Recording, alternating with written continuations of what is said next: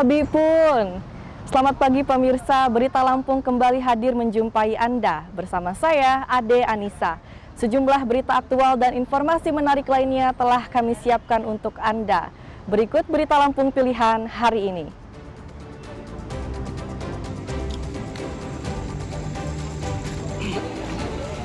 Seorang bapak di Bandar Lampung dibunuh anak kandungnya gara-gara tersangka menolak diajak korban berangkat ke kebun.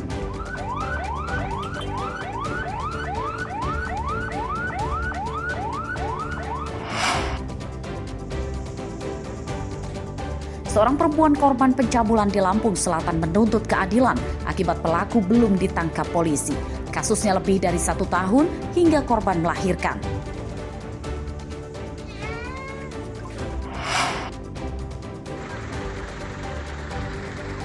Akibat jalan gelap gulita, sebuah minibus rusak menghantam pohon tumbang.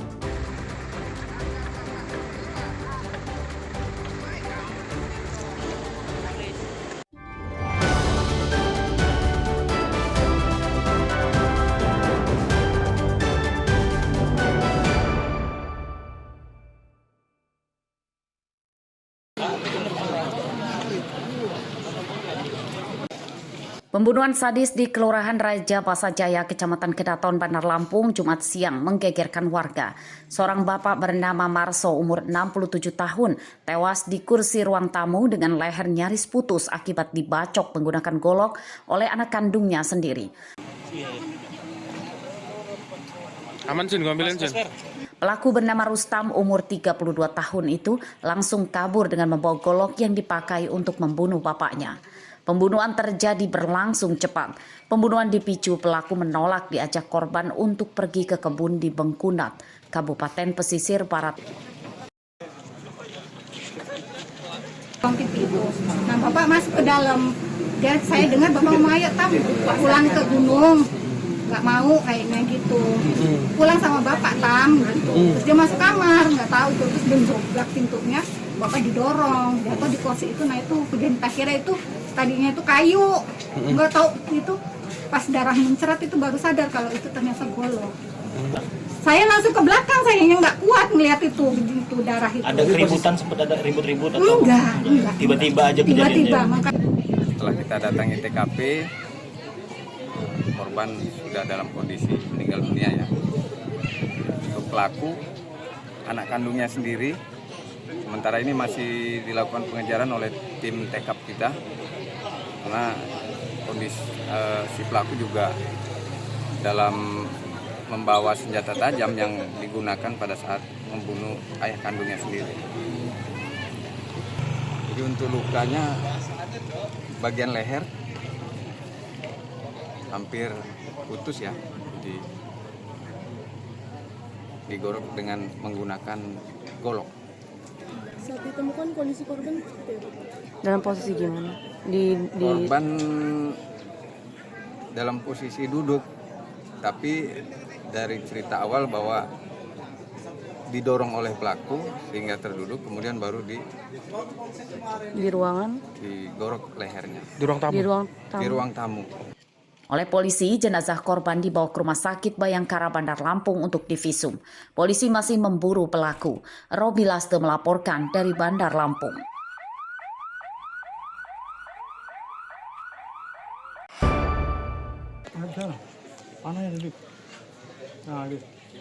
Pria yang membunuh bapak kandungnya di Kelurahan Raja Basaraya, Kecamatan Kedaton, Bandar Lampung masih dalam pencarian polisi dan warga. Menurut keluarganya, pelaku bernama Rustam, umur 32 tahun itu pernah mengidap gangguan jiwa.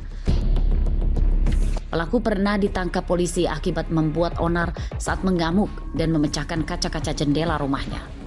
Pihak keluarga berharap polisi bisa segera menangkapnya. Keluarga khawatir pelaku yang kabur membawa golok itu bisa saja melukai orang lain.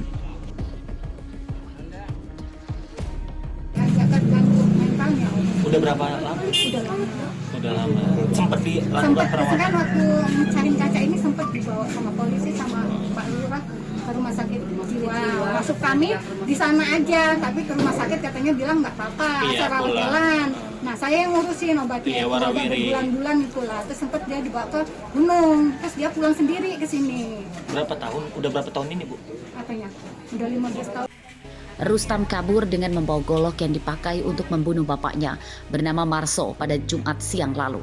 Pembunuhan berlangsung cepat yang dipicu pelaku menolak diajak korban berkebun di Bengkunat, pesisir barat. Robi Laste melaporkan dari Bandar Lampung.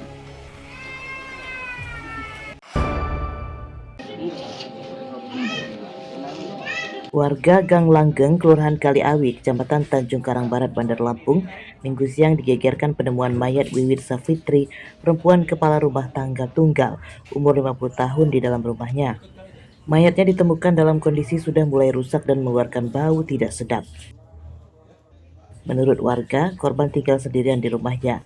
Mayat korban ditemukan oleh keluarganya yang curiga ponsel korban tidak aktif selama 3 hari.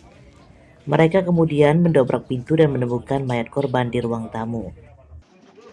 Rupanya korban diduga dibunuh oleh keponakannya bernama Bima Setio. Tersangka sudah ditahan polisi dan kini masih menjalani pemeriksaan intensif. Dugaan awal pembunuhan dilatar belakangi tersangka sakit hati saat ditagih utang oleh korban. Orangnya ceria sih, ceria ya pokoknya periang lah segala macam lah. Nah kita ketahuin dia ini meninggal kapan? Barusan ini lah. Barusan ini. Kalau keseharian korban sendiri apa ini kerja? Ya, biasanya dia posyandu untuk dia ngambil kue ke Bilabong, antar saya kerja tempat ibu mbak ini. Udah gitu aja. Oh tahu-tahu korban meninggal dari tetangga atau dari mana? Dari Warganya? Dari keluarganya? ya. Ya kita ketahui sendiri sempat terdengar cekcok atau gimana sih? Kan rumahnya di atas saya. Iya, maksudnya ada terdengar cekcok atau Enggak, cuma kan memang 4 hari WA-nya nggak aktif. Oh, korban ini 4 hari nggak aktif. Tahu-tahu? Ya pokoknya saya ping terus nggak aktif gitu. Biasanya kan aktif 24 jam WA-nya. Dalam pemeriksaan polisi mengungkap pembunuhan dilakukan tersangka pada tanggal 21 November, hari Jumat lalu, 2 hari sebelum mayat korban ditemukan. Tersangka mendatangi rumah korban dan mencekik korban hingga tewas. Ini diduga pelakunya itu adalah, masih diduga ya, itu masih keponakannya. Nah, inisialnya BS, tapi kita masih pendalaman ya, karena ini awal dan kita sudah amankan langsung bersama Pak Babin, saya Kapolsek dan dari Polresta Pamabda itu kita amankan. Saat ini terhadap terduga sudah diamankan di Polresta Bandar Lampung. Motifnya itu bang sakit hati atau dendam atau gimana itu? Kalau motif masih kita ada pendalaman karena kita ini masih awal, kita masih pendalaman dan terhadap mayat akan kita otopsi di Rumah Sakit Bayangkara. Jenazah korban dibawa polisi ke Rumah Sakit Bayangkara Bandar Lampung untuk divisum sebelum diserahkan kepada keluarganya untuk dimakamkan. Robi Laste melaporkan dari Bandar Lampung.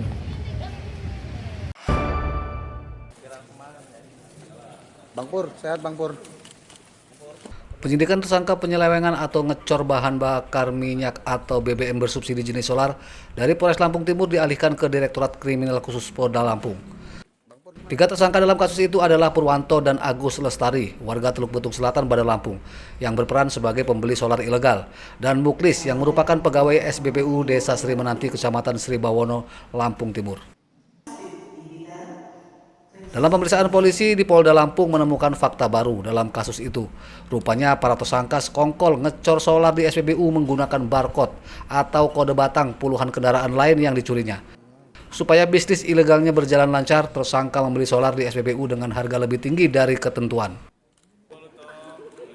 Penyidikan kasus itu terus dikembangkan polisi untuk mencari tersangka lain yang terlibat, termasuk pengawas dan pemilik SPBU. Dengan modus operandi pemalsuan barcode yang diberikan kepada operator dari SPBU, kemudian setelah barcode tersebut diberikan kepada pihak SPBU, dilakukan pengisian dengan menggunakan mobil yang sudah dimodifikasi, di mana BBM yang diambil adalah merupakan BBM